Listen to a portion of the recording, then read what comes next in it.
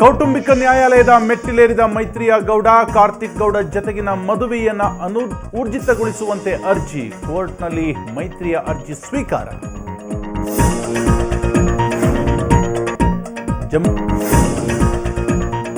ಜಯಲಲಿತಾ ಜಾಮೀನು ಅರ್ಜಿ ವಿಚಾರಣೆಯ ವಿಚಾರ. ಇನ್ನು ಅರ್ಜಿ ಕೈಗೆತ್ತಿಕೊಳ್ಳದ ಸುಪ್ರೀಂ ಕೋರ್ಟ್. ಮುಂದಿನ ವಾರ ಸುಪ್ರೀಂ ಕೋರ್ಟ್ನಲ್ಲಿ ವಿಚಾರಣೆ.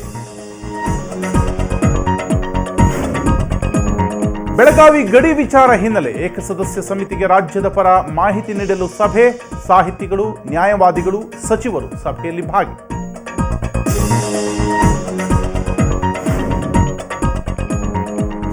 ಒಡಿಶಾ ಕರಾವಳಿಯಲ್ಲಿ ಶುರುವಾಗಿದೆ ಹುಡ್ ಭಯ.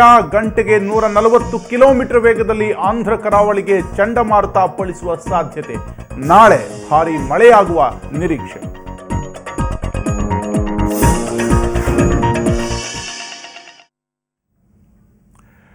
ಕೌಟುಂಬಿಕ ನ್ಯಾಯಾಲಯದ ಮೆಟ್ಟಿಲೇರಿದ ಮೈತ್ರಿಯಾ ಗೌಡ, ಕಾರ್ತಿಕ್ ಗೌಡ ಜೊತೆಗಿನ ಮದುವೆಯನ್ನ ಊರ್ಜಿತಗೊಳಿಸಬೇಕು ಅಂತ ಅರ್ಜಿಯನ್ನ ಸಲ್ಲಿಸಿದ್ದಾರೆ. ಕೌಟುಂಬಿಕ